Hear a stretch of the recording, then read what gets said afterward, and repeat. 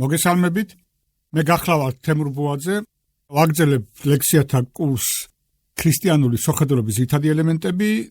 დღევანდელი ლექციის თემა გახლავთ ფრანგული განმანათლებლობა. როგორც გახსოვთ, წინა ლექციაზე ვისაუბრეთ რენესანსზე. უფრო სწორად, ორ იდეოლოგიაზე, რომელიც რენესანსის ეპოქამ წარმოშვა, ეს გახლდათ რენესანსური ჰუმანიზმი და რენესანსური ინდივიდუალიზმი. ეხლა ვაგრძელებთ და გადავდივართ განმანათლებლობის ეპოქაზე. და იმ იდეოლოგიებზე, რომელიც ამ ეპოქაში წარმოიშვა. რატო ვაკეთებთ, რატო მივყვებით ასეთ და ვაკურდებით რა პირობებში წარმოიშობოდა იდეოლოგიები. ბუნებრივი ლოგიკა ჩვენ ხშირად საუბრობთ იმას, რომ იდეოლოგიები წარმოიშობა ადამიანში ღმერთის მიერ ჩადებული ბუნებითი ნების გამრუდების შედეგად. დაცემის შემდეგ გამრუდდა ეს ნებელობა, მიმართულია მიწისაკენ და ადამიანი ქმნის იდეოლოგიებს, რათა მისი მიწიერი მიზნები გაამართლოს და მისი მიზა შეწონილება და მიწიერი მიზნების მიღწევის გზები თეორიულად დაასაბუთოს. აი ეს არის იდეოლოგიის არსი. და აი რა კი ეს დაავადება, ასე რომ ვთქვათ, სწორი, ჯანსაღი, ღმერთის მიერ ჩანერგილი ნების დაავადება, ამიტომ ბუნებრივია მისი ეტიოლოგია უნდა შეისწავლა. როდესაც პაციენტი მიდის საუნტყოფოში განკურნება უნდა იქნიან ისტორიას მისი დაავადებებისას, ხომ? ეს ხელ შეუწყობს მერე მის განკურნებას. აი ზუსტად ესეა, ჩვენო გავაანალიზოთ, რა პირობებში ყალიბდება ესა თუ ის იდეოლოგია, რა ფაქტორებმა გამოიწვია მისი წარმოშობა და რა ტენდენციები არსებობს ადამიანებში, როგორი ტიპის იდეოლოგიების შექმნისას, ყველაფერი სოხედრობული თვალსაზრისით უაღრესად მნიშვნელოვანია. ხა ჩვენ უბრალოდ რომ გავიხსენოთ, თუ ეს გამოგვადგება განმანათლებლობის დროს, რომ გავიხსენოთ, რომელი ორი იდეოლოგია წარმოიშვა რენესანსის ეპოქაში, რომელიც ვახსენეთ, ესე იგი ეს რენესანსული ჰუმანიზმი და რენესანსული ინდივიდუალიზმი და თქვით მაშინ, რომ რენესანსული ჰუმანიზმი ეს ადამიანის გაღმერთებაა. პირდაპირ. არც მალავენისა, ეს აშკარად გამოცხადებული ადამიანის გაღმერთება. ამბობენ, რომ ადამიანი მსგავსი ღმერთისაა. ესე იგი, აი ამ მსგავსებას აღიქვამენ არა როგორც ამოცანას, რომელიც მიიღწევა ადამიანის შინაგანი მადლისმერი ტრანსფიგურაციით, ფერიცვალებით. ნებების დამარცხებით, არამედ როგორც მოცემულობა. ჩვენ ვართ მსგავსი ღმერთისა და მემსგავსებით ჩვენი შემოქმედებითობით, მაგრამ აქ ყველაზე მთავარი რა არის? აქ შემოქმედებითობა სიტყვიან ხო ოკულტისტუს ხარ, ამას მთავარია ეს პოზიცია, რომ ჩვენ უკვე ვართ ღმერთების მსგავსი და უნდა ვიცხოვროთ, ვიმოქმედოთ როგორც ღმერთებმა. აი ეს ჰუმანისტური, ასეთი რელიგიური პათოსი ცხოვრობს ჩვენს ეპოქაში, სადაც დააკვირდით რევოლუციონერები როგორი იყვნენ, რომ ქალაქებს ართმევდნენ თავიანთ სახელებს. რომ ცდილობდნენ ადამიანებს შეეცვალან მდინარეების კალაპოტი, რომ ეს მეგალომანია, უზარმაზარი მშენებლობების, წყალსაცავების შენების. აი ახლა თქვათ, ელონ მასკი ფიქრობს, რომ ადამიანები დაასახლოს მარსზე, რომ ადამიანის ტვინში ჩალერგოს პლატა ან რაღაც ჰარდ-დისკი, ან კიდე ეს ჰარარის პროექტები, რომ ადამიანი ღმერთს დაემსგავსება ამ ინფორმატიკის გამოყენებით და შემდეგ და შემდეგ. გაუთვიცნობიერებთ თუ გაცნობიერებულად ადამიანები უკვე ფიქრობენ, რომ იცხოვრონ როგორც ღმერთებმა. რაში გამოიხატება ეს? იცოდე ყველაფერი გააკონტროლო, ინდუსტრიით გარდაქმნა აბსოლუტურად ყველაფერი და ასე შემდეგ. ესე იგი, აი ეს სული, იდეოლოგიური სული, რომელიც ემყარება არა ღმერთის რწმენას, არამედ ადამიანის რწმენას. ეს ძალიან დიდი ამერიკელი პოლიტიკური ფილოსოფოსი ერიკ ფოელინგი, რომელიც ლაპარაკობს, რომ ყოველი იდეოლოგია სეკულარული რელიგიაა. და ზუსტად ესე ამბობს ხსნის ამაზე. სეკულარული რელიგია, რადგანაც ის ემყარება ადამიანის ძალისხმევის რწმენას და არა ღმერთისას. მეორე რა იყო? ეს იყო რენესანსური ინდივიდუალიზმი. რა წარმოშვა რენესანსურმა ინდივიდუალიზმმა, რომელიც ახლა ჩვენთან ცხოვრობს? ჩვენ უნდა გავითვალისწინოთ, ამაზე მე კიდე გვექნება საუბარი. შუა საუკუნეების სოფხედრელობა როგორია? შუა საუკუნეებში ფიქრობენ, რომ ყველაფერი შექმნა ღმერთმა, ამიტომ ადამიანური საზოგადოებას ორგანული ხედვა აქვთ, ჰოლისტური. თუ კი ღმერთი ქმნის, სამყაროს ყველას მიუჩენს თავის თავს. ორგანული რას ნიშნავს? აი ჩვენ გვაქვს ორგანიზმი. ხელი უნდა ხელობდეს. თვალი თვალის ფუნქციას ასრულებს, თავი თავის ფუნქციას. აი ორგანიზმი ჯანმრთელია, როდესაც ყველა ასრულებს თავის ფუნქციას. აი თუ ჩვენ ხელს მოვჭრით ადამიანს ცალკე და ფორმა შეინარჩუნებს, მაგრამ თავის ფუნქციას უკვე ვეღარ შეასრულებს. გალპება და მოისმობა. აი ესია. ჰოლისტური ხედვა ამას ნიშნავს.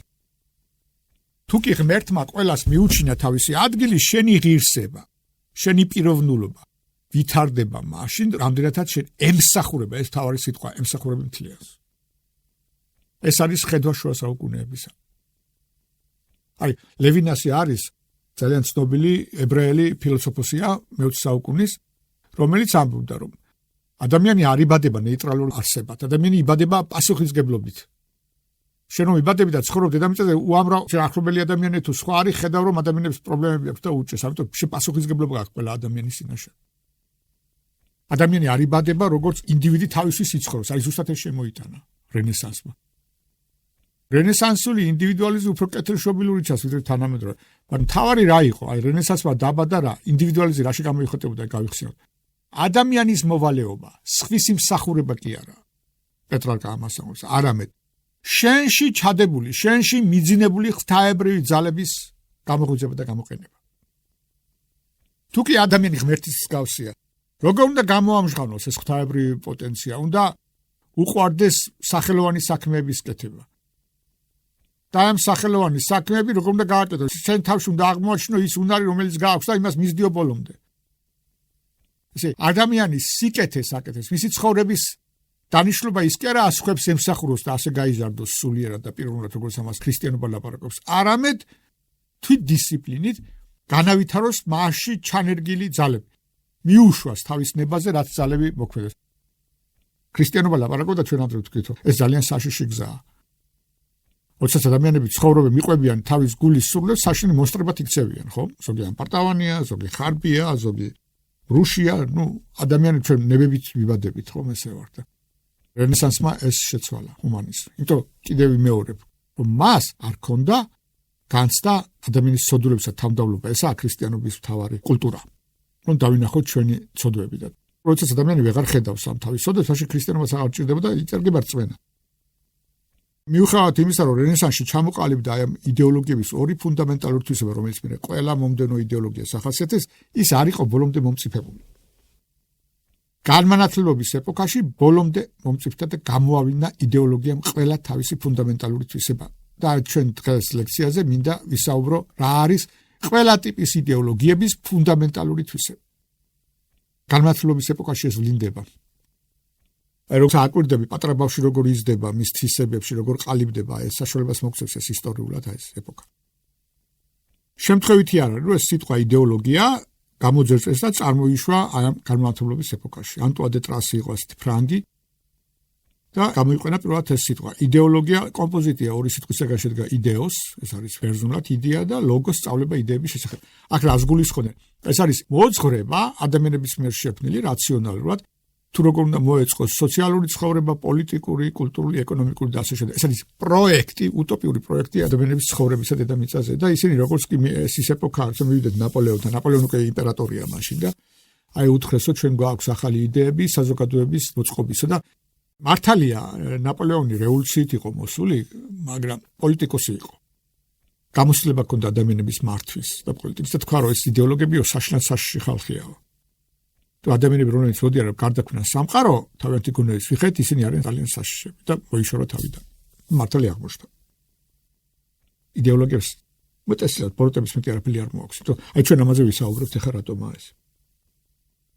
დავიწყოთ ახლა რა არის მთავარი თვისებები, რომელიც შეიძინა შემდეგ იდეოლოგიები. რენესანსი და ეს ჩაისახა იზრდებოდა, მაგრამ ყველა თვისება არ მომწიფებულა და ყველა თვისება არ მიუღია. რა არის ერთ-ერთი მთავარი თვისება იდეოლოგიებისა, რომელიც ახასიათებს? ეს არის ანტირელიგიურობა. უპირველეს ყოვლისა ანტიქრისტიანობა. ეს იდეოლოგიები წარმოიშვენ ქრისტიანულ დასავლეთში. რატომ არის ახლა ეს? თვითონ ეს დიდი იდეოლოგიები, ის ადამიანები, რომელსაც ჩვენ ახლა ვილაპარაკეთ ფრანგული განმანათლებლების წარმომადგენლები, არ გამოირჩეოდნენ თავიანთი რელიგიურობით. მათ ღმერთი როგორც ასეთი არ აინტერესებთ. მაგრამ რელიგიას ემტერებიან თავიანთი პოლიტიკური აჯენდას გამო. იდეოლოგია მოდის, როგორც გითხარით, რატომ რადიკალურად შეცვალოს არსებული ცხოვრების წესი. პოლიტიკური, კულტურული, სოციალური თუ ასე შემდეგ.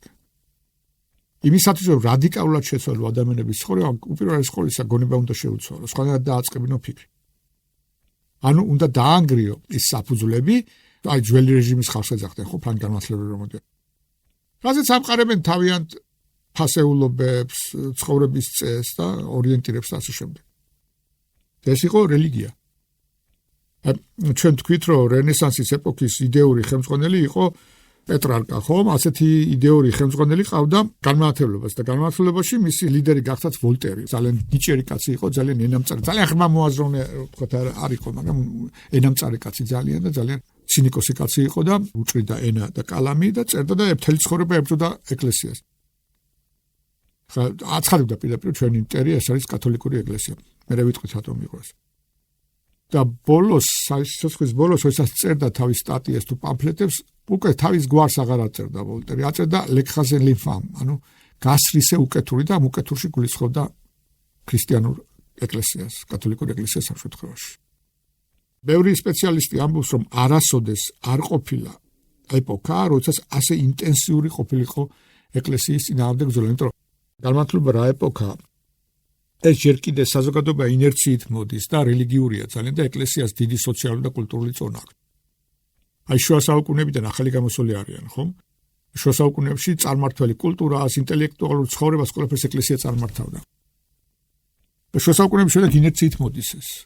თქვათ პოლიტიკური ელიტა შეიძლება ის რელიგიური არ არის, მაგრამ ხალხი რელიგიურია ჯერ კიდევ. და განმანათლებლები ნომერ პირველი მტერი უყურებენ ეკლესიას, ამიტომ ასეთი ინტენსიური, როგორც კიდევ ვიმეორებ, არ ყოფილა ბრძოლა ქრისტიანობის და ეკლესიის წინააღმდეგ, როგორც განმანათლებლობის დროსაა.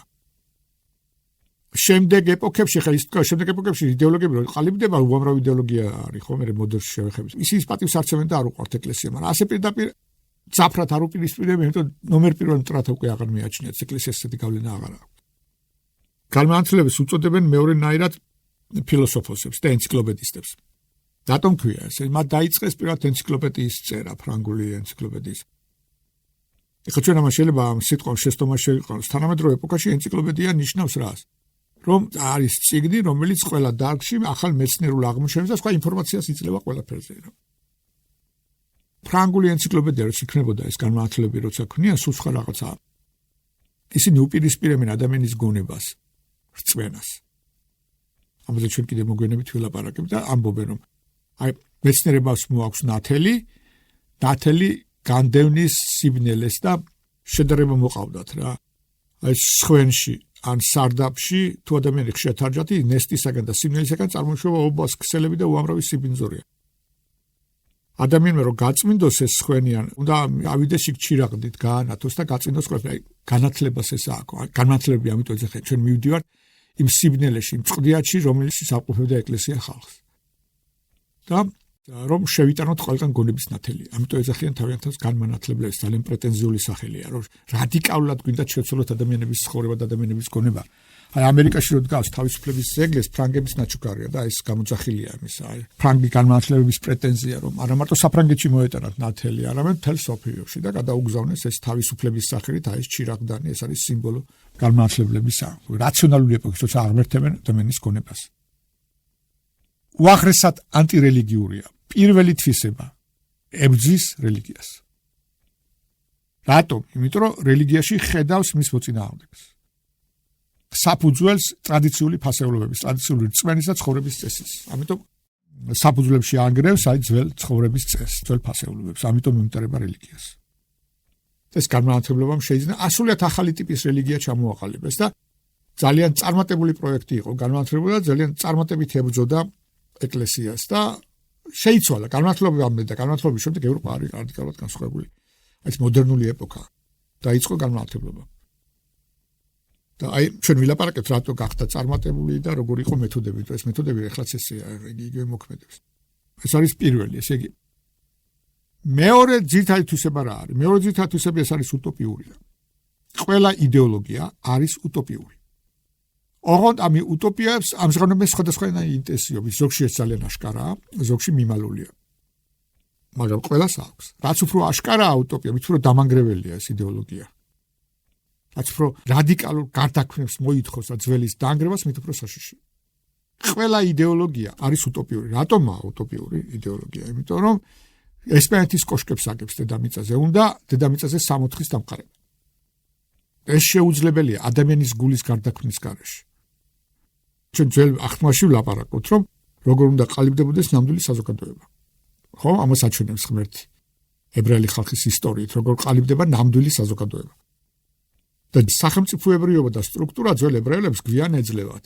უდაბნოში დაატარებს მანამდე მოსე ხომ და მე აძლევს რა ეს ისი სახია რომ იმისაც რომ კარგი საზოგადოება აიგოს ადამიანები შინაგანად უნდა გარდაიქმნეს ეს რელიგიური გზაა კარგ საზოგადოებას აყალიბებს არა კანონები არამედ ადამიანების შინაგანი გარდაქმნა ზნეობა და სათნოებები სამოქალაქო სათნოებები ექნება თუ სხვა ეს იმას კი არნიშნავს რომ კანონის მნიშვნელობას უარყოს არავინ არ უარყოს მაგრამ კანონს არ უნდა მიანიჭო ისეთი ფუნქცია რაც მას არ შეუძლია როდესაც უდაბნოში მოდიან ებრაელი ხალხი იქ არის შხამიანი გველი კლავს ხო ეს არის სიმბოლო ცოდვისა და მოსე უბძანებს სპილენძის ველს გააკეთებინებს და გააკრავს ჯვარზე აი წმინდანები ამბობენ ეს რა სიმბოლოა იმისა თუ შენ გინდა რომ კარგად იცხოვრო კარგი ქრისტიანი იყო უნდა შენი ვნებები აცვა ჯვარზე ადამიანების ცხოვრების დედამიწა იქნება თუ სათასწოროა სხვაგან სწორად ცხოვრების ერთ-ერთი გზა ეს არის ვნებების დამარცხება და უტოპია რას აკეთებს უტოპია ფიქრობს რომ დედამიწაზე არსებობს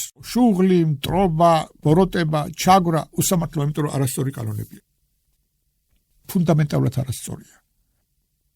კიდევ მეორე, კანონების მნიშვნელობას კი არ უარყოფთ ჩვენ, კანონებს თავისი მნიშვნელობა აქვს. ჭკვიანური კანონია თუ სულელური კანონია, მათ ძალიან დიდი მნიშვნელობა აქვს, მაგრამ როგორი იდეალური კანონებიც არ უნდა არსებობდეს. თუ კი ადამიანების გული შესრულია, ჩვენ ადრე ვთქვით ეს, თუ კი არის ამპარტავანი, ხარბი, ძალაუფლების მოყვარე როგორი ჭკვიანური და კარგი კანონებიც არ უნდა იყოს, ყველაფერს დაამახინჯებს. კარგ კანონს არასწორად გამოიყენებს და მერე თავისი ინტერესების სასარგებლოდ დაამახინჯებს კარგ კანონს და შექმნის ახალ სულს. ამის მაგალითები უამრავია. ავიღოთ წმინდა წერილი, ხო, თქვით ადრე ჩვენ ეს. ღვთისმსულიერი ტექსტია, რომელიც დაიწყე და მოგვიწოდებს სიყვარულისკენ, მაგრამ ადამიანები მას იყენებენ საშნელი ბოროტების, ზალადობის და უსამართლობისთვის. ქრისტეს სახელით აკეთებენ და სახარების სახელით აკეთებენ ბოროტებას. რაც გააკეთა მაგათაც ძველი აღთქმის ებრაელებმა, ხო იუდეოლებმა, მიეცათ მოსეს ჯული იმისთვის, რომ მომზადებულიყონ მესიის მისაღები და ზუსტად მოსეს ჯულის სახელით, ზუსტად შაბათის სახელით აცვეს ჯვარზე ღმერთი, რომელსაც უნდა შეგებებოდნენ როგორც მესიას და გამომხსნელს. ეს რატომაა ესე? იმიტომ რომ ადამიანების გული აფუჭებს. ეს უპირველეს ყოვლისა გული უნდა შეიცვალოს და გაიზარდოს სათნოებით გამტკიცდეს. ამიტომ არ არის ეკლესია რევოლუციური და არ მოუწოდებს რევოლუციისაკენ და არ ერევა თვითონ სოციალურ რეფორმებში. და თავარი აქ ადამიანის შეცვლა. აი უტოპიების თავარი პრობლემა რა არის? უტოპიების თავარი პრობლემა ეს არის, რომ სამოთხის დამყარებას აპირებენ აი ახალი წესების გამოგონებით და აი კონდორსეს კონდა თავისი თეორიები, როგორ უნდა დაემყარებინა დედამიწაზე ფრანგული რევოლუციის შემდეგ მიწერი სამოთხები. ეხლა რაშია საქმე? უტოპია არის ძალიან დამანგრეველი ძალა. იმიტომ რომ მოდის ახალი სამოთხის საშენებლად და ეს ხალხი ყველაზე საშიშია, იმიტომ თქვეს ნაპოლეონმა. ადამიანს რომელსაც აქვს რეცეპტი, რომ დედამიწაზე სამოთხეს დააყალებს, მასზე საშიში არავინ არ არის. და არავის არ ინდობს. რატომაა რომ ყველა რევოლუციონერები, როცა იწყება ეს დიდი გარდაქმნები და უტოპიური პროექტები, რევოლუციები მთავრდება საშნელი სიზღვის. ფრანგული განმანათლებლობას მოყვა რევოლუცია ხო საფრანგეთის და აამუშავეს გილიოტინა, როგორც საკერავი მანქანასავი და ჭრიდნენ თავს. რატომ? იმიტომ რომ რობესპიერი დაერია მის თანამოძმეებსაც. და გილიოტინი იყო ფრანგი ექიმი და გამოიგონეს გილიოტინა რათა ძალიან ეკონომიური და სწრაფად მოეჭრა ადამიანების თავები. იმდენი ადამიანის დასჯა უნდა და ძველი სასჯელი მეთოდები აღარ ქმნოდა უკვე. აი სტალინი დაერია 37 წელში იყო თუ აი სტალინის პროცესები რო იყო ტროცკის სახელით უამრავ ხალხს იჭერდა ძველ მის თანამებრძოლებს და ჰიტლერმაც აი ეს კრისტალური ღამეროა რომი და მისი მომხრეები ხო ესეა და სულ ყველა დაახოცნა შემდეგ ეს ლოგიკაა უტოპიების საშნელი ტერორს ამყარებს რატომ ეს უტოპიური გეგმები განუხორციელებელია რა კი ეს იდეოლოგები და ისინი ურწმუნოები არიან ადამიანის დაცემული ბუნებას ვერ ითვალისწინებენ მათი გეგმები არის უტოპიური ვერ მიიღწეოდა მაგრამ ამას აბრალებენ რას აბრალებენ საბოტაჟებს და მის ტრებს და ამ ტრებს მე ხედავენ ყველგან არა მარტო სხვა ხალხში არამედ მის გვერდითაც და ვიღაცა ეკამათე ყველაფერს ხორეთახმებიან ერთმანეთს რა რობესპიერი სადაც გაიხედა ყველგან მტერს ხედავდა დანტონი იყო თუ აი კონდორსე თუ სხვა სულ თავი მოაჭრევინა ხო იმ ძველ თანამებრძოლებს მის ძველ მეგობრებს უტოპია არის ძალიან საშიში დედამიწაზე სამოთხის შენებას მოაქვს ჯოჯოხეთი ეს უნივერსალური პრინციპია ისე რას ამბობდნენ აი რაციონალისტებს რა ახასიათებს ისინი ამბობენ არაფერი არ უნდა არსებობდეს ბუნებაში რომელიც რაციონალურად არ არის გამართლებადი ეს ძალიან პრეტენზია ძალიან სულელური აზრია ჩვენ რომ ცხოვრობთ, ეს არ არის ყოველთვის რაციონალური შეთანხმების შედეგი. ქართული ენა შეხვედრიან ქართული ერთმანეთს და არ დაუწესებიათ ქართული ენის გრამატიკა. ბევრი რამ რაც არსებობს არის ცხოვრების მოტანილი და არა ადამიანებს შორის რაციონალური შეთანხმების შედეგი. აი, განმანათლებს რომ რაციონალური გონებას აღმერთებენ ღმერთის მაგივრად. ისინი ფიქრობენ რომ ყველაფერი უნდა იყოს რაციონალური შეთანხმების შედეგი. რაც არ არის შეთანხმების შედეგი, არაფერმა არ უნდა იარსებოს და ამიტომ რაღაც უტოპიურ გეგმებს აწყობდა, აი კონდორსემ შეადგინა როგორც გითხარით სახელმწიფო მმართველობის იდეალური ფორმა, სადაც აბსოლუტურად ყველა იღებდა მონაწილეობას, ეს არის უტოპიურია და განუხორციელებელია, რა თქმა უნდა, მაგრამ აი ლოგიკურად რაღაც სქემებს მათემატიკოსი იყო და რაღაც სქემებს ადგენდა და გარეგნულად რაღაც ჭკვიანური ჩანდა, მაგრამ განუხორციელებელია. ამიტომ ემტერებოდნენ ძველ წყობას აბსოლუტურად ყველას, ანგრევდნენ და რევოლუცია რომ მოხდა, კურიოზებამდე მიდიოდნენ, კვირა შეუცვალეს სახელები, 10 დღიანი კვირა შემოიტანეს, თვეებს შეუცვალეს სახელი, ძველის ყველაფერს ანგრევდნენ. ეკლესია დაანგრიეს დევნიდან, ხო? და შემოიტანეს ახალი კულტი, რელიგია, გონების კულტი და ეს გონების კულტი რა იყო? გონების კულტი დაიჭირეს, ეს ისტორიული ფაქტებია ეს. ქუჩაში დაიჭირეს ფრანგი მეძავი, რომელიც გააშიშვლეს და დასვეს პარიზის ღვთისმშობლის ტაძრის საკურთხეველზე. და ეს არის გონების კულტი. რატომ დასვეს ახლა ეს შიშველი ქალი? იმიტომ ეს გაშიშვლებული ქალი არის ემანსიპაციის პრინციპი. თქვენ იცით რომ ძველ საზოგადოებაში ქალის შიშვლე ძალიან მიუღებელია, წარმოუდგენელი რამაა. აი საჯაროდ ქალი გაშიშვლებული იყოს ტაბუა, ხო? არ შეიძლება. აი ეს რომ გააშიშვლეს დადდეს საკურთხეველზე და თითქოს აი თაყვანის სემენე, აი თავზე ხელაღებული ასეთი ქალი, ეს არის სიმბოლო ძველი ტრადიციული წესებისგან განთავისუფლებული გონებისა. აი დელაკრუას ცნობილი სურათი როა, სადაც ბარიკადებზე დგას მარიანა, რომელსაც გულკერდი აქვს მოშიშვლებული და დროშა უჭირავს. ესეც ამ ემანსიპაციის სიმბოლოა, იმიტომ ძველად ხო წარმოუდგენელი ქალი დამდგარიყო ბარიკადზე, ებრძოლა და დროშები ეფრიალებინა, ხო? ქალი უნდა ყოფილიყო ოჯახში, ხო? და შვილები გაეზარდა ეს ხო? თავი ფუნქცია ოჯახის ანგელოზია ქალი, ხო? ესე ფიქრობდი. და ეს დგას ქალი ბარიკადებზე, იცავს ომობს და მკერდი აქვს მოშიშვლებული. ეს მოშიშვლებული მკერდიც იყო ძალიან უჩვეულო აქტი. აი ეს არის სიმბოლო იმისა, რომ ემანსიპირებული გონების ესე განმანათლებლობა მოიტანა გონების კულტი უკვე. აღარ ემორჩილება ძველ ტრადიციებს, ძველ რელიგიურ პრინციპებს, ფასეულობებს და ასე შემდეგ. ეს არის დამანგრეველია ძალიან. აი რუსეთშიც რომ მოხდა რევოლუცია, ეს კი მარტო ფრანგებისთვის არაა დამახასიათებელი. რუსეთში რომ მოხდა რევოლუცია, აი თელი რკინიგზის აყრაუნდოა, ასე ბურჟუაზიის დაგებულია და რა გვინდა პუშკინი, ჩვენ უფრო გჭირდება ჩექმა და ეს რაღაც მე ოჯახის ინსტიტუტი გააუქმეს ლენინის ბრძანებით და მაგრამ ამან მოიტანა უზარმაზარი პრობლემები, გავრცელდა ვენერიული დაავადებები, იყო უამრავი უკანონო ბავშვები და იძულებული გახდნენ, რომ მე უკან დაებრუნებინა ტრადიციული ოჯახი და ფილმი აქვს რაღაც რუსული გადაღებული ძველი. სადაც აი ერთი კომკავშირელი გოგო ლაპარაკობს, რომ ლენინ რაზრეშა დება დაგვდო ლენინმა, რომ ისე ოჯახი შევქნათ და რა უხარიათ. ისეთი რაღაცაა. ვლინდება აი დამანგრეველი ძალა იდეოლოგიისა. ყველა იდეოლოგია მეტნაკლებად ამჟღავნეს, მაგრამ რაც უფრო უტოპიურია, როგორც გითხარით, მით უფრო ჟღავდება. ყველა იდეოლოგია უტოპიურია. უტოპიურია როგორ? ძალიან სულელული გეგმებია. ზოგიერთ ამას გულუბრყვილად აკეთებს, ზოგი კი განგებ. განგებ ხდება. აი ეს უტოპიური ეს გეგმა შეგნებულად არის უაზრო და ალოგიკური. ეს კარგად დაიჭირა ჭაბუ ამირეჯიბი, როდესაც აი დათათურთაშკეში არქიფო რას ელაპარაკება თავის ხალხს. პირდება ბედნიერებას მიწაზე, ხო? მაგრამ ეს მიწაზე ბედნიერება მიიღწევა როგორ, არის რომ გაყავს ის არხი უნდა მივიდეს ჭასთან, მაგრამ ის ხრელი თუ რაღაცას ოთხრის, ის სხვაგან მიდის, ჭისკენ არ მიდის. და უკვირს ხო ამ დათათურთაშკეს და მის მხლებელს როგორ მოხდება ეს გვირავს ოთხრით ის სხვა მიმართულებით მიდის. ეს განგეფა ესეთი სულელი. აი ეს უტოპიური გეგმა არ უნდა ექვემდებარებოდეს ლოგიკურ ანალიზს. და თუ ლოგიკურ ანალიზს ექვემდებარება, მაშინ დაფიქრდებიან ადამიანები და მიხვდებიან რომ სისულელია. როცა აშკარად სისულელია, ისინი ფიქრობენ როგორ შეიძლება ჩვენი ლიდერი ამაში ცდებოდეს. აი არქიფო როგორ შეიძლება ცდებოდეს აი ასეთ რაღაც საკეთებს და ასე იყო. აი რატო აღმერთებდნენ სტალინს, ლენინს, მაოძედუნს, ჰიტლერს და იმას, იმიტომ რომ მათი გეგმები იყო განუხორციელებელი და ადამიანი რო ხდებოდა ამას, რომ ეს განუხორციელებელია, ფიქრობს, რომ ეს ნახევრად ღმერთები გააკეთებენ ამას, ეს სულელი ხო არ არის. აი კომუნიზმის იდეა, რომელსაც უამრავი ადამიანი ეწირებოდა, გულწრფელად წამდა, ხო წარმოუდგენელი სისულელია, ხო? კაცობრიობის ისტორიაში ყოფილა როდისმე მომენტი, რომ ადამიანებს დაეგროვებინათ უზარმაზარი სიმდიდრე, დაელაგებინათ სადღაც და სხვები მოდიოდნენ და იღებდნენ მხოლოდ და მხოლოდ იმას, ამდენი სჭირდებოდა და ანჩეს ტოვებდნენ. როდის ყოფილა ეს კაცობრიობის ისტორიაში? როდის ყოფილა რომ ადამიანი ასეთი სრულყოფილი და ან როგორც დიდენ კომუნისტები ასეთ ადამიანს საშინელი ტერორის, ჩაგვრის, შიშის, ხო? და გულაგებში გაიზრდება ასეთი სრულყოფილი ადამიანი, რომ ხედავს უზარმაზარ სიმდიდრეს და სახში მიაქვს ხოლმე იმდენი რამდენი ჭირდება. ან გერმანელი მესამე რაიხი ცდილობდა ახალი მეხუთე რასა გამოყენეს, ყველა ძალიან უტოპიური.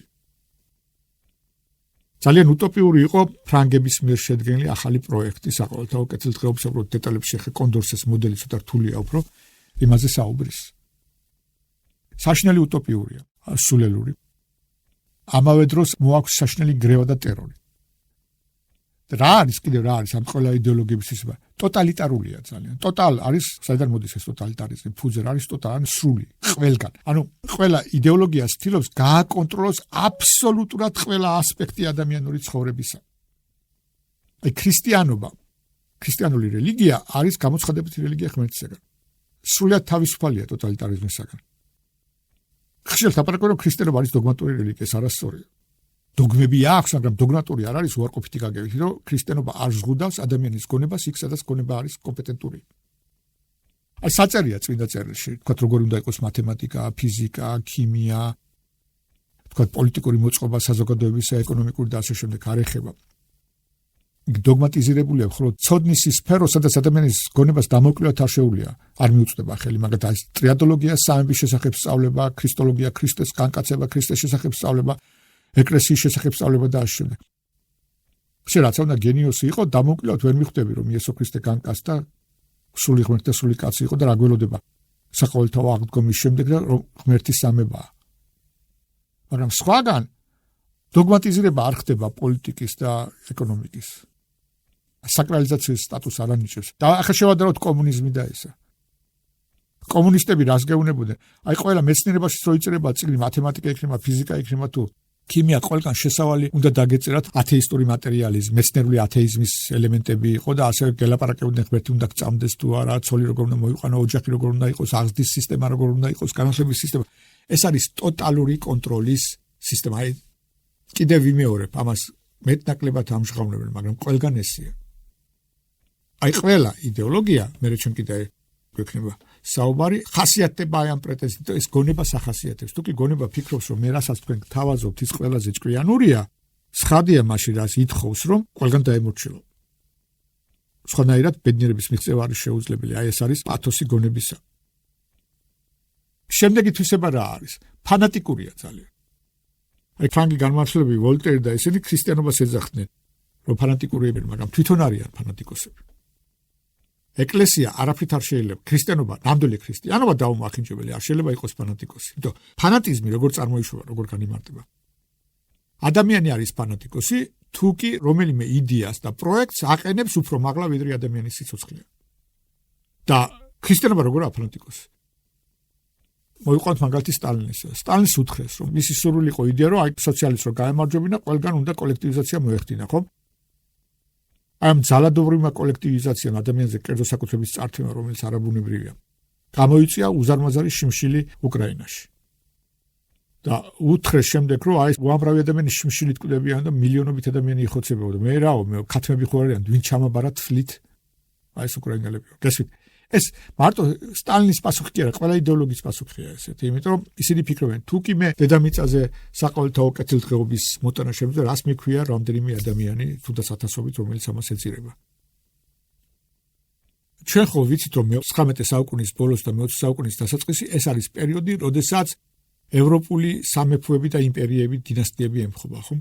აი ნიკოლას მეორე თავისი ნებით გადაგა. რუსეთში არსებობდა მთელი მოძღვრება, ტიხომიროვი, ბოგომილოვი, უამრავი ავტორია, რომელიც ლაპარაკობს, რომ აი რუსული ავტოკრატია ღვთისგან აკურთხეული, სამეფო დინასტიას ჩააბარა აი რუსეთი ღმერთი. ეს გავრცელებული აზრი წამს. სხვა ეთანხმება მას, თუ რამას მნიშვნელობა არ აქვს. აი რომანოვებს ეს წამთ, რომ ის ღმერთისაგან აქვთ ეს კურთხება, რომ შეინარჩუნონ ავტოკრატიით აი ეს მიწა რუსეთის, ხო?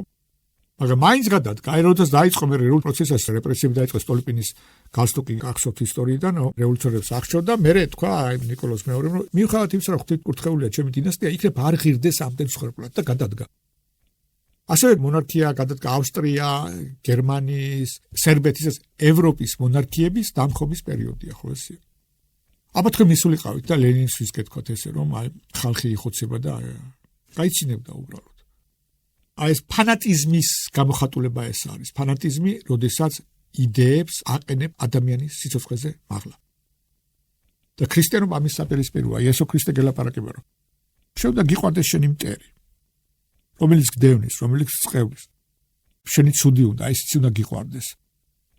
მაგრამ ძალიან პრინციპული უნდა იყო არასწორი მოძღვრების მიმართ. რატო? იმიტომ რომ ადამიანი უყვარს. ფანატიკოსებს არ უყვარს ადამიანი. ფანატიკოსებს უყვართ ზოგადი გეგმები, კაცობრიობა, აბსტრაქტულად უყვართ კაცობრიობა და ოცნებობენ, ფანტაზიორობენ დედამიწაზე ამ კაცობრიობის სამოთხე მოიტანონ და ამ ფანტაზიორობა შეიძლება უამრავი ადამიანის სიცოცხლე და ბედნიერება შეეწიროს.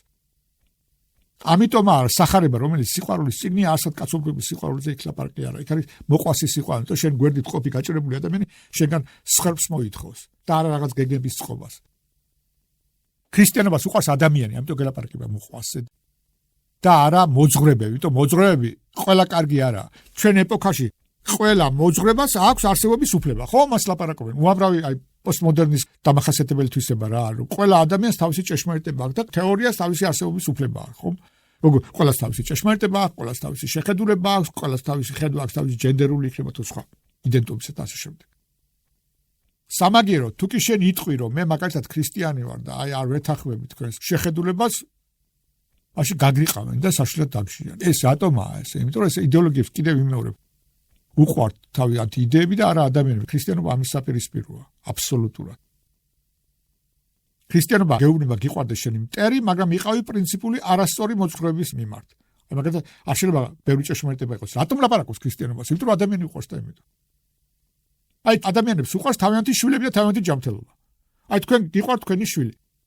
შეიძლება ვინმე მიფიქროს, რომ ყველანაირი პედაგოგიკა დასაშვებია, აი მოვიდა ვიღაცა კაცი და ლაპარაკობს, რომ ბავშვი რომ კარგად გაიზარდოს, ყოველდღე უნდა ცემო, რომ მურჩილი იყოს დღეში 3 ჯერ მათრახით და რაც შეიძლება იშვიათად უნდა აჭამო, რომ აი 3 დღეში ერთხელ შავი პური.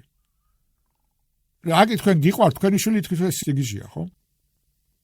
ასევე რაკი თქვენ ჯანმრთელობას უფრთხილდებით, არ იტყვით, რომ ყველანაირი ეკი, ყველანაირი თეორია, სამედიცინო თეორიას ასეობის უფლება არ აქვს, და ზოგი შეიძლება ცუდია.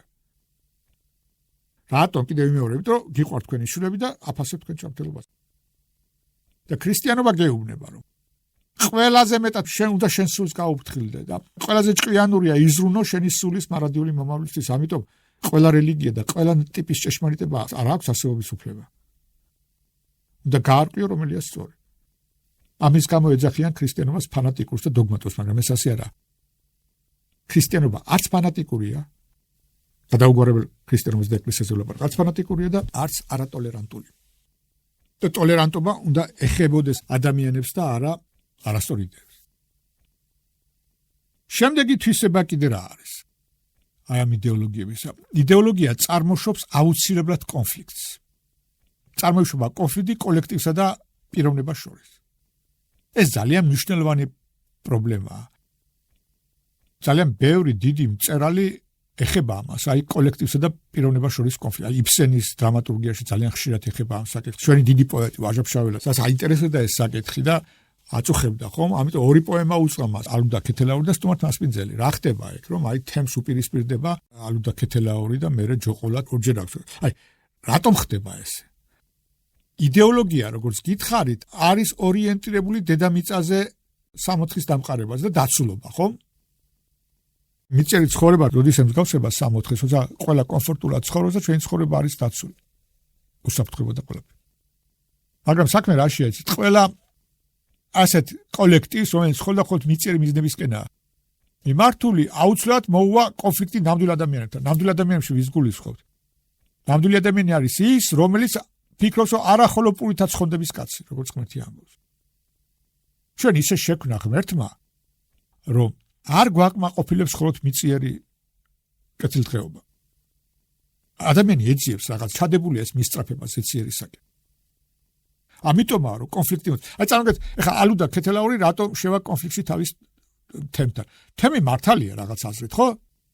აი მიწიერი ლოგიკა, კოლექტიური ლოგიკით მართალია. შემოდის ეს ქისტები, იპარავენ ცხენებს და გარბიან, ხო და თემი ლაპარაკობს, მე თუ არ წავართვი, მე თუ არ დავსაჯი, ასეთი კაცი რომ მათ ჩემი საქონელი მოიპარა, მე როგორ ვიქნები დაცული, მაგრამ ალუდა ქეთელაურის როგორი კაცი დაინახა აი მტერში, რომელსაც უყურებდა, დაინახა ნამდვილი ადამიანი. და არ უნდა რომ ხელი მოჭრას და შეურაცხყოფა მიაყენოს. ამის გამო მოდის კონფლიქტი და ვაჟა-ფშაველა ამბობდა ეს მარტო ქრისტიანებს კი არ ემართება ასეთ რაღაცა და მეორე ჯოყოლა და ზვიადაურზე იგივე ტიპის ისტორიაა, ხო? ვაჟა-ფშაველა ხვდებოდა საზოგადოება, რომელიც თლიანად მიწიერ კომფორტზეა ორიენტირებული, მას აუცილებლად მოვა კონფლიქტი ადამიანთან დაჩაგრავს. ჩვენ ყველგან ხედავთ ამას. ეს ყველგანაა ეს რაღაცა, რომ კოლექტიური ინტერესები ხშირად კონფლიქტში შედის ადამიანთან, იმიტომ რომ მას აქვს უფრო მაღალი ფასეულობები, ვიდრე მიწიერი ყოფა გარანტირებული. ჩვენ ადრე ვთქვით, ადამიანი რო არ არის გაჩენილი მარტო მიწისთვის, საიდან მჟღადობთ, პატარა ბავშვიც თამაშობს და მოჟდლების რატო უყვარს თამაში. ეს ძალიან მიამიტური შეიძლება არასწორი გამოხატულებაა ჩვენი მიდრეკილებისა რაღაც ზეციურისკენ, იმიტომ ადამიანს არ შეუძლია მხოლოდ იმით იცხოვროს, რაც სასარგებლოა. ამიტომ იწყებს თამაში. უიზინგა არის ესეთი დიდი ისტორიკოსი, რომელსაც მთელი კულტურა და ცივილიზაცია გამოჰყავს როგორც თამაშის რაღაც ფორმა. ჩვენ ადრე ვთქვით, ადამიანები საშუალოდ განიცდიან, როგორ შემატკივრობენ რაღაც თქო ფეხბურთის გუნდი იქნება თუ სხვა, როდესაც მათი გუნდი აგებს, ხო? გულთან ახლოს მიერ. მათ შეიძლება პირადი მოგება დაინტერესება არაფერი არ აქვს ამ თამაშში, მაგრამ არ შეუძლია მიწიერი ცხოვრებით მარტო მიწიერი ინტერესებით ცხოვრება. ამის გამოა რომ იდეოლოგია შედის კონფლიქტში. ხე კიდევ ერთი თავი თვისება, სადაც მე გადავიდეთ უშუალო განმარტებაზე. გონების კულტს ამყარებს, ეს უკვე ვთქვით, ემყარება მეცნიერებას უპირველეს ყოვლისა. როდესაც ადამიანები უარყოფენ რელიგიას, მათთვის ყველაზე დიდი ავტორიტეტი ხდება ადამიანის გონება და ადამიანის გონების ყველაზე ეს უკვე ვთქვით წინა ლექციაზე, ყველაზე ავტორიტეტული გამოხატულება ეს არის მეცნიერება და ამიტომ მეცნიერებას იჩემებენ, რომ პრეტენზიები აქვს, რომ ისინი ეფუძნებიან მეცნიერებას, მაგრამ სინამდვილეში ასეთი რაღაც არ არიან, ჩვენ ვთქვით რატო, იმიტომ მეცნიერება სწავლობს მატერიალურ სამყაროს, მაგრამ პრინციპულად არ შეუძლია დაამტკიცოს, რომ აი ამ მატერიალურ სამყაროს გარდა სხვა არ არსებობს. და ამახინჯებენ ძალიან. აი როგორც მარქსმა რა გააკეთა, თითქოს ეკონომისტებს ეფუძნება მარქსი, რიკარდოს და სმიტის ეკონომიურ მოძრაობას. რიკარდო და სმიტი ნამდვილად ეკონომისტები იყვნენ. მარქსი იდეოლოგია, ამიტომ რევოლუციონერები რო გამოდიან, მოაქვთ პლაკატები და სურათები მარქსისა, მაგრამ არა მეცნიერების. ჰეგელის, რიკარდოს და სმიტის სურათებს ვერ ნახავთ ამ დემონსტრაციების დროს, იმიტომ მარქსი იდეოლოგია, მარქსი ახალი ტიპის ცხოვრებას გთავაზობს, მაშინ როდესაც რიკარდო და სმიტი უბრალოდ ლაპარაკობენ ეკონომიკურ კანონებზე. ასევე დარვინიზმი რო შეიქმნა მეცნიერული თეორია. აი თვითონ დარვინი თავის დარვინიზმის გამო არასოდეს არ დაპირისპირებია აშკარად ანგლიკანურ ეკლესიას. სხვადასხვა ასეთ არ დაუწერია, რომ დარვინიზმი ღმერთის უარყოფა იყო და ევოლუციის თეორია სულაც არ გამორიცხავს იმას, რომ ღმერთი ხელმძღვანელობს ამ ევოლუციის პროცესს. თვითონ დარვინი არ იყო ძალიან რელიგიური კაცი, მაგრამ მისი ცოლი იყო, როდესაც ქალიშვილი გარდაეცვალა, მას შემდეგ მისი ცოლი გახდა რელიგიური ძალიან და შემონახულია კერძო მიმოწერა მარქსის და მის მეუღლეს შორის და ის ეუბნება, რომ არასოდეს არ გააკეთო აშკარად დაუპირისპირდა ეკლესიას, ანგლიკანურ ეკლესიას გულისხმობს და ინგლისელია ხო. და არც არასოდეს აკეთებდა ამას დარვინი რა. ეხლა პირადად შეიძლება არ იყოს რელიგიური კაცი, მაგრამ როგორც გითხარით, ის რასაც შემდეგ დარვინისტებმა გააკეთეს მისი სახელით, რომ უარყოფდნენ ღმერთის არსებობას, უპირისპირდებოდნენ თქვათ რელიგიურობას და ეს რაღაცა მარში არ იყო. და ჩვენ ადრე ვთქვით, რომ აი წარმოიშვა დარვინიზმის შემდეგ სოციალური დარვინიზმი და რასიზმი. რომელსაც შეიძლება ხელი არც მოეწერა დარვინს. აი განმარტების დროს წარმოიშვა ასეთი მეცნიერებას ეყრდნობა, ვის ეყრდნობა, არასწორად გამოიყენეს. ეს როცა მეცნიერების ავტორიტეტს იყენებენ არაცოდნის გასაზრდელად მეცნიერული მიზნებისთვის, არამედ დიდი სოციალური რყევების და კატაკლიზმებისთვის, ან ძველი ტრადიციული რელიგიური რწმენის შესასუსტებლად. ხო, ზუსტად ასე მოიქცნენ განმარტების ეპოქაში ვინ იყო ყველაზე დიდი და ავტორიტეტული მეცნიერი. ეს იყო ცხადია ნიუტონი. ისააკ ნიუტონმა დაანახა ადამიანებს, ეს აღმოაჩინა მსოფლიო მიზიდულობის კანონი და სხვა ნიუტონის კანონები, რომ სამყაროს განაგებს ძალიან ელეგანტური და ჭკვიანი კანონები. ყველა ტიპის მოძრაობა, მაშინ მოძრაობა იყო მექანიკურ მოძრაობებს იცნობდნენ, ხო? ყველა ტიპის მოძრაობა, პლანეტები იქნება, ქვასისვრი, ყუმბარასისვრი, ზღვის მიქცევა, მოქცევა. აბსოლუტურად ყველა ტიპის მოძრაობა ემორჩილება ძალიან ელეგანტურ კანონს მსოფლიო მიზიდულობის, რომელსაც ნიუტონმა აღმოაჩინა.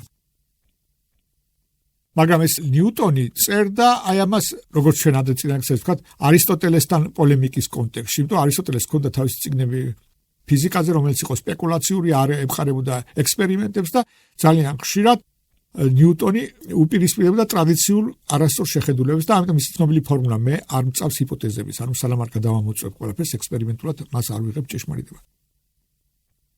და ეს განმარტება ეს მიიღეს როგორც სლოგანი ძველი ავტორიტეტების, კერძოდ რელიგიის ავტორიტეტის საწინააღმდეგო. ეს აბსოლუტურად არასწორია. მე თქვენ ადრე წინა ლექციაზე გითხარით, რომ თვითონ ნიუტონი უაღრესად რელიგიური კაცი იყო. არასოდეს არ დაპირისპირებია ეკლესიას აშკარად და წვერას. მორწმუნე იყო, ძალიან უამრავ დროს ხარჯავდა კომენტირებაზე დანიელის წინასწარმეტყველის. მაგრამ განმანათლებმა თქვეს რა. აი ჩვენ დავაკვირდეთ სამყარო როგორია. ნიუტონმა აღმოაჩინა, რომ სამყარო მუშაობს როგორც საათი. ვინ არის მესაათი ამ შემთხვევაში? მესაათი ამ შემთხვევაში არის ღმერთი. მაგრამ ღმერთი არის სრულყოფილი მესაათი. რითი განსხვავდება ერთმანეთისაგან კარგი მესაათის და ცუდი მესაათის გაკეთებული საათი. ცუდი მესაათის გაკეთებულ საათს სჭირდება განუწყვეტლივ პერმანენტულად შეკეთება. გააკეთეს, გაფუჭდება, გააკეთეს. მაგრამ ის მესაათი, რომელიც კარგია, გამოცდილების მქონია, გააკეთებს ისეთ საათს, რომელიც ერთხელ ჩართავს, მუშაობს და მუშაობს და მუშაობს და გაკეთებს. რაკი ღმერთის სრულყოფილი მესაათია, სამყაროს აღარ ჭირდება ღმერთის ჩარევა და წარმოიშვა დეიზმი, დეისტური რელიგია. დეიზმი ამტკიცებს რაც განსხვავებით აი ქრისტიანული თეისტური რელიგიებისაგან. დეიზმი ამბობს, ღმერთმა შექმნა სამყარო ძალიან ლამაზი ძალიან ჭკვიანური კანონები და შემდეგ სამყაროს ცხოვრებაში აღარ ერევა. ყველაფერს აკეთებენ ადამიანები თავიანთი ჭკუით და პასუხისმგებლები არიან იმაზე, რასაც აკეთებს. განგებულება ღმერთისა არ არსებობს და ღმერთი, რომელიც აღარ ერევა სამყაროში შექმნის შემდეგ და მეორე უარყოფენ სასწაულებს, უარყოფენ წმინდა წერილს და ასე შემდეგ. მათი არგუმენტი რა არის, რომ თუ კი ღმერთი ასეთია შექმნა ჭკვიანური სამყარო, მერე ფავორიტიზმი რატომ ექნებაო? რატომ გამოუცხადებს რომელიმე ხარს, თუნდაც ებრაელებს, მაგალითად წმინდა წერილს და სხვას არა. სრულყოფილი ღმერთი ყველასთან თანაბრად თანასწორი იქნება და არავის ასეთ რაღაც გამოცხადებას არ მიწერს. მარტო ბუნებაზე დაკვირვებით და შეისწავლო რელიგია, ეს რა თქმა უნდა ფუნდამენტალურად არასწორია, სისულელია საშინელი, ხო? აი წარმოიდგინეთ თქვენი ანტონი დიდი, რომელიც მთელი ცხოვრება ღმერთის ნებას მისდევს, ასკეტურად ცხოვრობს, ნებებს ეძებს და მეორე კაცი ნარკომანია, გამუდმებით სულ ქალებში დარბის, სულ კამათელს აგორებს და გართობაზე გადასვლა. ეს ორი ადამიანი როგორ დაიტევს ერთნაირად ღმერთს? როგორ შეიძლება ღმერთმა ყველას ერთნაირად გამოუცხადოს ჭეშმარიტება? ზე ერთია, მაგრამ ერთს დასრული ფანჯრები აქვს, მასთან არ შედის და მეორე სუფთა სახლი აქვს, სუფთა ფანჯრები და მის სახლში მზის ნათელი შედის. აი ესეა. ზოგიერთი ადამიანს აქვს თავისი ცხოვრებისგან რომ მიმღეობა ჭეშმარიტს და ზოგს არ აქვს. ამიტომაა რომ ღმერთს ყველა თანაბრად უყვარს, მაგრამ ვიღაცას უფრო უცხადებს ჭეშმარიტებას, ვიღაცას არ. აი ეს განმანათლებებმა ეს რაციონალური გონების კარნახით უარყვეს აი ეს გამოცხადების ავტორიტეტი წმინდა წერილი. ისინი ამბობენ რომ ერთადერთი გზა ღმერთზე სწორი შეხედულების შესაძლებლად უნდა ბუნებას დააკვირდეს ბუნებას, აი დაინახეს ნიუტონის კანონები განაგებს ყველაფერს და შექმნეს აი ეს დეისტური კონცეფცია რელიგიის. ინგლისელები ძალიან ჭკვიანურად სამართლიან დეისტებს უძახოდნენ უღმერთო ხალხს. რასაც უღმერთობა. თეორიულად კი აღიარებენ ღმერთის არსებობას, მაგრამ ეს არ არის რელიგია. ეს არის რაღაც ფილოსოფიური სისტემა, რომელიც უბრალოდ თეორიულად აღიარებს ღმერთის არსებობას. მაგრამ უღმერთოა, იმიტომ რომ აღარ არსებობს კავშირი ღმერთსა და ადამიანს შორის. რელიგია რა არის? რელიგია ეს არის თავისუფალი კავშირი ორ თავისუფალ პიროვნებას შორის, ღმერთსა და ადამიანს შორის. რომ ღმერთს უყვარს მისი ქმნილება როგორც მამას და არსებობს კავშირი თავისუფალი და საიდუმლო საკრამენტალური კავშირი ორ თავისუფალ პიროვნებას შორის, ამას დეიზმი გამორიცხავს. ამიტომ ეს უღმერთოს ჩვენ ხმარობთ ორი გაგებით. ერთი ადამიანს რომელსაც ღმერთი არ წამს და მეორე ადამიანი რომელიც აბსოლუტურად არ ითვალისწინებს ღმერთის არსებობას. აი ჩვენ რომ დავინახავთ ხშირად რომ ადამიანი ძალიან უსინდისოდ იქცევა, ძალიან ბოროტია, არეშინია, ვიტყვით რომ ეს კაცი უღმერთოა. ანუ ღმერთი არ არის მის ცხოვრებაში, არ ითვალისწინებს ღმერთის არსებობას. აი ამაზე ლაპარაკობდნენ დეისტებზე, რომ ისინი იყვნენ უღმერთოები და ათეისტები და ასე იყო. აი დაანგრიეს რელიგიურობა, აი ტრადიციული, საეკრამენტალური, იერარქიული ეკლესია. ეს იყო ფრანგული რევოლუციის შედეგად. ხა როგორ ებრძოდნენ აი ამ რა მეთოდებს იყენებდნენ და რატომ იყო ასე წარმატებული? აი მე-19 საუკუნის დასაწყისია, ხო? მე-19 საუკუნეში ევროპის ერთ-ერთი ყველაზე პოპულარული წერლები ვინ იყვნენ? აი თქვა ფრანგები რო ავიღოთ, ხა ფრანგული ლიტერატურა იყო პოპულარული არა მარტო საფრანგეთში, არამედ მთელ მსოფლიოში. აი ვინ იყვნენ მაშინ თქვა? იყო აი დიუმა, სამი მუშკეტერი, ძალიან პოპულარული იყო ვიქტორ ჰიუგო და ძალიან პოპულარული იყო ბალზაკის რომანები. და რო ხედავ რამხელა იყო ამ პერიოდში აი ამ დიდი მწერლების ტირაჟი 3-4000 მეტი არა. გასაგებია ეს რატომ? მიუხედავად იმისა, რომ აი ფრანგული წიგნებს იწერდნენ ევროპაში, რუსეთში, გერმანიაში, სხვაგან, მაგრამ წიგნი იყო ძალიან ძვირი იყო ეს არ იყო და ყველა მარიცოდა წერა კითხო და ყველას არ აინტერესებდა ეს ლიტერატურა, ხო? ყველაზე გაყიდვადი წიგნები აი ამ დიდი მწერლებისა იყო მაქსიმუმ, როგორც გითხარით, ტირაჟი 3-4 აი მე ეპოქაში იბეჭდება რამოდენიმე წიგნი, ახლა ჩამოგითვლით, რომელსაც აქვს 10 ჯერ თუ 100 ჯერ უფრო დიდი ტირაჟი, ანუ 30 და ზოგი კიდევ 100,000. ესე იგი ეს რას ნიშნავს? აი ამ განმანათლებლების უკან, ფრანგული რევოლუციის უკან დგას ადამიანები, ფინანსებით აღჭურვილი, რომელიც გეგმაზომიერად ებრძვის მაშინდელ კათოლიკურ ეკლესიას. ნუ ახლა კათოლიკურ ეკლესიას ვებდნენ მართლმადიდებლობა ყოფილიყო, მართლმადიდებლობა შეებრძოლებოდა. ახლა როგორი მეთოდებით ებრძვიან? აი როგორი წიგნები ვრცელდება. ერთი წიგნი არის ასეთი. რომ რელიგია სხვა არაფერი არ არის თუ არა რიტუალები. ადამიანი როცა ცხოვრობს, მის ცხოვრებაში არის ემოციურად ძალიან დაწვრთული მომენტები, მაგალითად, აი ძალიან ინტენსიურად უხარია რაღაც, ან შვილი შეეძინება, ან ქორწილია, ან რაღაც ესეთი. ან კიდე სამის საპირისპირო ძალიან მძიმე მომენტი, ან რაღაც ახლობელი ავათა, ან გარდაეცვალა და ასე შემდეგ. ასეთ კრიტიკულ მომენტებში სასიხარულო იქნება თუ ეს კრიზისული თუ სამწუხარო, ადამიანს სჭირდება მხარდაჭერა. და მხარდაჭერა ხდება აი რელიგიური რიტუალების დროს. ასე ყველა რელიგია რიტუალებია. ამისთვისაა შექმნილი სხვა არაფრისთვის და ადამიანებს სჭირდებათ ფსიქოლოგიურად აი გარკვეულ მომენტებში ეს რელიგიური რიტუალები. ეხლა აი მართლაც ვინმეს რო გარდაეცვლება რაღაც ნათესავი რო ყავს, გარდაცვლილი ზოგი გულწრფელად აკეთებს ამას, ზოგი კიდე ურჩევს რომ აი რელიგიური რიტუალები შეასრულო, აი ყურადღება გადაიტანონ, ხო? ამის სჭირდება თუ რელიგიას სხვა არაფერი. და ეს წიგნი იყიდება უზარმაზარი ტირაჟით. რატომ აკეთებენ ამას? იმიტომ რომ შეაქონ ჩინური რელიგია. თუ კი რელიგიები რიტუალურია და სხვა არაფერი, აი ნახოთ ჩინური რელიგია როგორია, კონფუციონალიზმი და ტაოიზმი. მათ არ აყავთ დოგმები, მღვდლები, ეპისკოპოსები, რომის პაპი და შექმნეს უზარმაზარი კონფუციანული მორალი და ცივილიზაცია ჩინური. თუ იმათ არ უნდათ ეს ეკლესია ჩვენ რაღაც შეჭირდება. გასმით? ასეთი დისკურსები ჩვენთანაც იზმის რელიგიის წინააღმდეგ. მეორე წიგნი არის სამი იმპოსტორი. ეს ანონიმური ავტორის მიერ დაწერილია. იდეა რა არის, რომ ყველა რელიგია ეს არის манипуляციის ინსტრუმენტია. აი მაგალითად ისე თქვა უნდა მოსეს უნდა ეგვიპტეში იყო ებრაელები დატყვევებული და განთავისუფლდა და წამოსულიყო და მისთვის მიეცა ტერიტორია და ჩამოეყალიბებინათ სახელმწიფო. პალესტინაში მიდოდი, პალესტინა მოდის სიტყვა ფილისტიმელების მიწა იყო, იქ ფილისტიმელები ცხოვრობდნენ. როგორ უნდა დაესახლებინა უცხო ხალხი ებრაელები აი ამ სხვის ტერიტორიაზე. გამოიგონა თითქოს იაჰვე გამოეცხადა, რომელმაც და იაჰვე მიცა ეს აღქმული მიწა. რომ ეს ებრაელების არის და აი ღმერთის სახელით დამოწყვიტეს ფილისტიმელები და სხვა ყოფი ხალხები და დასახლდნენ. იგივე გააკეთა მუჰამედმა. მუჰამედს უნდა არაბული სამყარო გააერთიანებინა და თეოკრატიული სახელმწიფო შეიქმნა და გამოიგონა თითქოს ალაჰი ეცხადებოდა ყურანს კანდახორდა ამ ყურანის ავტორიტეტზე დაყნობით შექმნა ხალიფატის უზარმაზარი იმპერია ექსპანსიური, რომელიც რაღაც აი 30 წელიწადში ნახევარი პლანეტა დაიპყრო, ხო? იესო ქრისტესაც იგივე უნდოდაო, მაგრამ იესო ქრისტემ ყველაზე ცუდი გზა აერჩია, იმიტომ გადაგებდა სასასუფეველს და ამიტომ სიცოცხლე დაამთავრა არა როგორც წარმატებულმა ლიდერმა ახალი სახელმწიფოში ან ახალი იმის, არამედ როგორც ჯვარცმულმა სხვა ავაზაკებთან ერთად. აი მაკიაველიც ამ თუ შენ გინდა იყო წინასწარმეტყველი, წარმატებული ზუგს უკან უნდა ყავდეს ჯარი. ეს არის ასეთი წიგნი.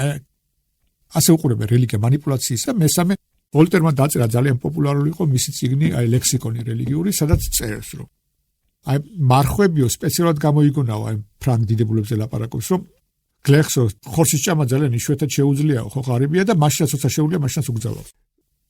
ვოლტერს ჰქონდა საუკეთესო განათლება მიღებული იეზუიტურ კოლეჯში. მამამისი იყო თვითონ არ იყო არისტოკრატული წარმოშობის. მამამისი იყო მეფის ნოტარიუსი და შესაძლებლობა ჰქონდა მის შვილს მიეღო ძალიან კარგი განათლება დიდებულებთან ერთად და ეს იეზუიტური კოლეჯები იყო. მაშინ სკოლები სადაც ყველა საუკეთესო განათლებას იღებდა და სწავლობდა იქ საუკეთესო თისო და თეოლოგია. მის ნაწერებში ჩანს ეს, იმიტომ მიღებული ჰქონდა რელიგიური განათლება. ეხლა ვოლტერმა არ იცოდა ის, რომ მარხვა ფრანგ მარკიზებს და იმას არ გამოუგონებია. მარხვა არის ყველა რელიგიაში და პირველი საუკუნეში, როცა ძალიან ღარიბები იყვნენ ქრისტიანები, დევნილები. სად იყო იქ ფრანგი მარკიზები და ჰერცოგები და გრაფები, ხომ? მარხულობდა სულ ხალხი. მარხულობდნენ თავიანთი წვენის გამო, მაგრამ აი თავის წიგნში წერს ესე, რომ აი მარხვა გამოგონებულია იმის გამო, რომ ღარიბებს წაართვან. ხორცი მაშინაც კი, როცა იშვიათად მისი ჭამის შესაძლებლობა გაქვს. ასეთი სუმდაბლური მიხედვით ისე, რომ ძალიან ნიჭიერი კაცი იყო. ძალიან ესეთი სუმდაბლური რაღაცები ჰქონდა. ეს პროპაგანდისტი იყო, იდეოლოგი იყო და ეს იდეოლოგია შვევია ესეთი რაღაც. ეხლა უბრალოდ გადავიდეთ, რატომ გაიმარჯვა, რატომ გახდა ასეთი წარმატებული განმართველობის პროექტი. თუმცა კათოლიკურ ეკლესიაში არსებობდა პრობლემები. რა პრობლემები იყო ეს? არატოლერანტული იყო ნამდვილად. აი საქმე რაშია? საფრანგეთში იმ დროს არის აბსოლუტური მონარქია, ხო? აი ვოლტერი პირდაპირ ლაპარაკობდა, მისი ცხოვრების მიზანი იყო, რომ შეეცვალა ყველაფერი საფრანგეთში. რატო? იმიტომ რომ არის აბსოლუტური მონარქია, არისტოკრატიზმი და არის ეკლესია გადაჭაჭულია სახელმწიფოსთან. აბსოლუტური მონარქია რას ნიშნავს? აი ლუი მე-14 ლაპარაკობს საფრანგეთის მე ვარ, ეს ლამაზი ფრაზა კი არა, ეს არის რომ მთელი სამართალი და ყველაფერი დგას აბსოლუტ მონარქს. აბსოლუტური მონარქი ინარჩუნებს თავის ძალაუფლებას დიდებულებზე. აი მეფეს ხوار შეუძლია თავისი სამეფო დაყოს, თქოს დაუნაწილოს თავის შვილებს, უფროს აძლევს, ხო, სამეფოს. და ძალაუფლებას, ხო? აი ეს აბსოლუტური მონარქია ეფუძნება მაიორატის პრინციპს. მეფე ინარჩუნებს ძალაუფლებას სხვა დიდებულების, ჰერცოგების და დაყრდნობით. აი ამ ჰერცოგებს და გრაფებს და იმასაც იმ დროს არ შეეძლოთ თავიანთი ქონება დაეყოთ შვილებზე. უფროს შვილს აძლევდნენ ტიტულს, აი გრაფი, ჰერცოგი, ვისკონტი, მარკიზი და ეს ხდება უფროსი შვილი, მას გადაეცემა ქონება. მაგრამ უმცროსი შვილებიც ხო უყვარს. შევალია, ხო? აი გრაფის შვილი არისტოკრატია შევალია, მაგრამ ქონებას და სტატუსს ვერ აძლევს. ამიტომ ქონდათ სამი გამოსავალი, ან წასულიყონ ეკლესიაში, ან ვერსალში, იქ მეფეს ემსახურებოდნენ, ან კიდე სამხედრო სამსახურში და პატარა ბიჭები ხდებოდნენ გენერლები, ეპისკოპოსები და სინეკურა ვერსალში ცხოვრობდნენ. ასე ტალეირანი, რომელსაც არაფერი რელიგიურობა არ ჰქონდა, გახდა ეპისკოპოსი, ხომ ანდრე იყო. აი ნახეთ, ლუი მე-14 დროს ცხოვრობენ აი ესეთი პატარა ბიჭები, რომლებიც არისტოკრატის შვილები არიან და გახდნენ ეპისკოპოსები და აბა, თქვა დიდი სახელოვანი მონასტრი. და ისინი მათ წვენა არ ქონდათ, აი თქვა ტალეირანი როცა ეპისკოპოსი იყო, სულ პარიზში ცხოვრობდა, იქ ოფიციალურად ცოლისმოყვანა არ შეეძლო, მაგრამ საყვარლები და შვილები ყავდა და შემოსავალი საიდან მოდიოდა? მიათედი, ხომ, ეკლესიის გადასახადი და იქ პროტესტანტები იყვნენ ძალიან მდიდარი მაშინ. და პროტესტანტები არ უხდიდნენ თავად მიათედს კათოლიკურ ეკლესიას, ამიტომ მივიდნენ და ლუი მე-14, რომელიც ძალიან დიდი მონარქი იყო, გააძლიერა, აი საფრანგეთი იყო ლუი მე-14 დროს ერთ-ერთი წამყვანი ევროპული სახელმწიფო, აზანზარდა აშენებდა ყველა საუკეთესო ჯარი, ძალიან ძლიერი ეკონომიკა, ძლიერი სახელმწიფო და უთხეს შეაცნეს ეს ლუი მე-14 ძალიან დიდი მონარქი და უთხეს თუ გინდა რომ შენი საფრანგეთი იყოს მონოლითური და ერთიანი, აიძულე პროტესტანტები ან კათოლიკე გახდნენ, ან კიდე წაეთრენ საფრანგეთიდან. რატო აკეთებდნენ ამას? იმის გამო კი არა რომ მაშამ კათოლიკური ეკლესიის სიკეთე უნდათ, არამედ იმიტომ რომ გადასახადები უნდათ იმათგან, ისინი მდიდრები იყვნენ, ესე იგი ან გადაგვიხადა გახდნენ კათოლიკე და თავის ქონებიდან მიათედი გადაგვიხადა, ან კიდე წავიდნენ და მის როცა გაიქცეოდნენ საფრანგეთი და მის ადგილს კათოლიკები დაიჭერდნენ და შეასწნეს ეს დიდი მეფე და ნანტის ედიქტი გააუქმა ლუი მე-14. ამან მოიტანა რა? ამან მოიტანა ის რომ სუგენოტები გაიქცნენ საფრანგეთიდან, გადავიდნენ სად? სხვა პროტესტანტულ ქვეყნებში, პრუსიაში, ინგლისში და ნიდერლანდებში. და წაიღეს უზარმაზარი სიმდიდრე, იმიტომ პროტესტანტები ძალიან მდიდრები არიან, მაგათ არა აქვთ ის მონასტრები და ეს მთელი ეს ასკეტიკა გადადის დისციპლინაში და წავიდგეთ თქვენ ადამიანი, რომელიც არ ლოთობს, არ ერთობა, აი ქრისტიანული წმენით ემსახურება საქმეს, ხო? აი ჩვენ თქვით ვებერი ლაპარაკობს იმასაც, რომ აი კაპიტალიზმი პროტესტანტიზმზე წარმოშობა. ეს საკამათო თეზისია, მაგრამ ფაქტია ისტორიული, რომ ეს პროტესტანტები დასაწყისში იყვნენ ძალიან მდიდრები.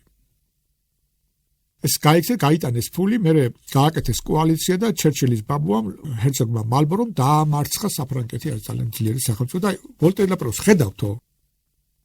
ხედავ რა უქნა? არატოლერანტობა ეკლესიისა, აი ამ უზარმაზარ მონარქს და საფრანგეთს დაამარცხა. ამაში მართალი იყო. და ქრისტიანობა ლაპარაკობს სადმე რომ მონარქმა უნდა აიძულოს ადამიანებს ჭეშმარიტი წვენა, არა. საწერია, ქრისტე თვითონ ძალადობდა ვინმეზე.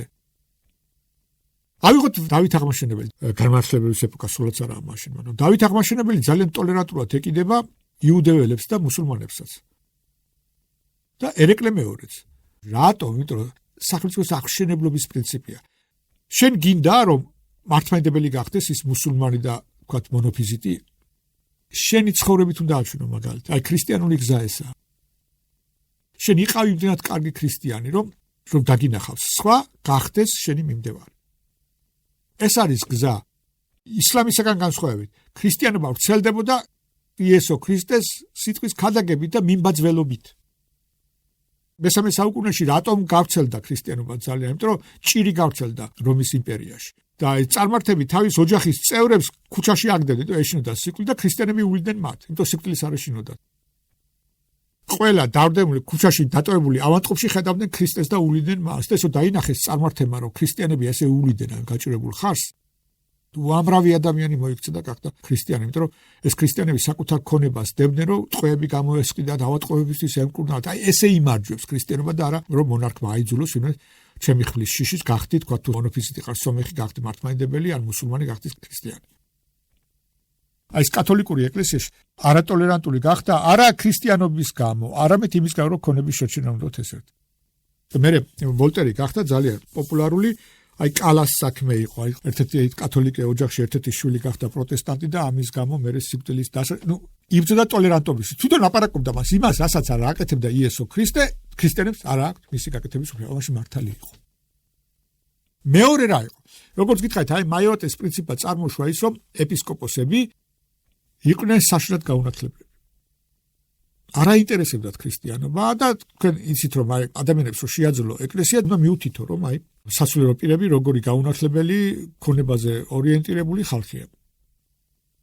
ამით ძალიან წევდაბლა ეკლესიის ავტორიტეტი. და მესამე რა იყო? ეკლესია და აბსოლუტიზმი იყო გადაჭაჭული ერთმანეთთან. ეკლესიის იერარქიას აწყობდა აბსოლუტური მონარქია და უფლებები აძლევდა და აბსოლუტურ მონარქიას აწყობდა ეკლესია, ესეთი რომელიც ხარს უჭერდა. ამას ამოიტანა ის, რომ ყველაფერში არის დამნაშავე იყო აბსოლუტური მონარქია, გადადიოდა ავტომატურად ეკლესიას აბრალებდნენ. აი განმარტლების ეპოქამ როგორც გითხარი ძალიან დიდი დარტყმა მიაყენა კათოლიკურ ეკლესიას, მაგრამ მე ჭკუა ისწავლეს ძალიან. თქვა ძალიან დიდარია გერმანიის კათოლიკური ეკლესია. აი რატომ აი თქვა თუ გინახავთ თქვენ ამადეუსი კინო იქ ხო არის აი ჰერცოგია ისე სადაც ადრე მოცარტი ცხოვრობდა და მსახურობდა ხო ის ჰერცოგი იყო სასულიერო პირი გერმანიაში იყო მიწები რომელსაც განაგებდნენ ეპისკოპოსები და ძველი ქონება ხო შემორჩა ახლა და გერმანიის ეკლესია ძალიან უბრალოდ მაგალითად მოყავს კათოლიკურ ეკლესიაში ახლა იქ რაც ადამიანური ჭკუა ისწავლეს ადრე და გამოასწორეს კერძოდ რა როგორც გითხარით აი გერმანიის ეკლესია ძალიან გამჭვირვალეა ძალიან მდიდარია, მაგრამ თავის ფულებს ახმარს, თქვა განათლებას, საავადმყოფოებს, თქვა სტიპენდიებს და ასე შემდეგ. მეორე რა არის? ისინი ახმარენ უზარმაზარ ენერგიას ძალიან განათლებული საეკლესიო პირები, განსაკუთრებით ეპისკოპოსები და საეკლესიო პირები ყავთ. ამის შესაძლებლობა აქვთ ხა, იმიტომ რომ კათოლიკური ეკლესია ყველგანაა საუკეთესო უნივერსიტეტებში გაგზავნიან და ეს ეპისკოპოსები იღებენ საუკეთესო განათლებას. დასავლეთში მე ცხოვრობდი, თქვა შვეიცარიაში სწავლობდი 9 წელი ვიყავი და იქ რაღაც ტელეგადაცემები როა, იქ სასულიერო პირები გამოყავს საჯარო დისკუსიები როა რაღაც. შეიძლება იქ ყველას არ წამს ღმერთი, მაგრამ როდესაც გამოდის სასულიერო პირი ძალიან პატივსცემენ მის ზარს, იმიტომ რომ იციან ეს ძალიან კომპეტენტური, განათლებული და პატივსანი ხალხია. აი ასე საჯარო სივრცეში გამოდიან სასულიერო პირები და თავიანთი კომპეტენტური და თქვა საპატივცემულო აზრით სდიან ავტორიტეტს ეკლესიისას. და მესამე რომის პაპმა აკრძალა სასულიერო პირების ჩართვა პოლიტიკაში. თვითონ რომის პაპი ჩანს პოლიტიკოსებთან და სახელმწიფოს ხელმძღვანელიც ამავდროულად, მაგრამ იქ ცუდი თვალით უყურებენ, როდესაც ეპისკოპოსი როგორც მინისტრებთან დგას. რატომ? იმიტომ რომ როდესაც თქვა ეპისკოპოსს ხედავ მინისტრთან, დიდ პოლიტიკოსთან ერთად, ეს იმას არ ნიშნავს, რომ ეს პოლიტიკოსი ქრისტიანული პრინციპებით ცხოვრობს. ეს უფრო იმას ნიშნავს, რომ თავისი არჩევნებისთვის გამოიყენებს ეკლესიას. აი ჩვენთანაც არის პატრიარქმა აუგზალა სასულიერო პირებს, რომ პარლამენტში შესულიყვნენ, ხო? აი ეს სამი პრინციპი, თავარი რა არის? ეს ეკლესიის ფინანსები უნდა იყოს მაქსიმალურად გამჭვირვალე. რას ხარდება? მეორე, სასულიერო პირები უნდა იყოს ძალიან განათლებული და სახელმწიფო და ეკლესია უნდა იყოს ერთმანეთს დაშორებული. რატომაა ეს აუცილებელი? იმიტომ ჭკუა უნდა ვისწავლოთ განათლების ეპოქიდან. რატომ? იმიტომ რომ ვოლტერის ნარიხარს არავინ არ გამოვლებს. ყოველთვის დაიბადება ადამიანები, რომლებიც არიან ნიჭიერი, რომლებსაც უჭრის ენა და კალამი და ემტერებიან ეკლესიას და ქრისტიანობას. ასეთი ხალხი არასოდეს არ დაილევა. ჩვენი ამოცანა უნდა იყოს, რომ მათ არ ჰქონდეს აუდიტორია, დიდი ეს აუდიტორია იქნება მაშინ, როდესაც ეკლესიას არ ექნება ის ნაკლი, რაც ჰქონდა ეპოქაში, როდესაც განმანათლებლობა გავრცელდა და გაიმარჯვა. დიდი მადლობა ყურადღებისთვის. მომავალ შეხვედრამდე.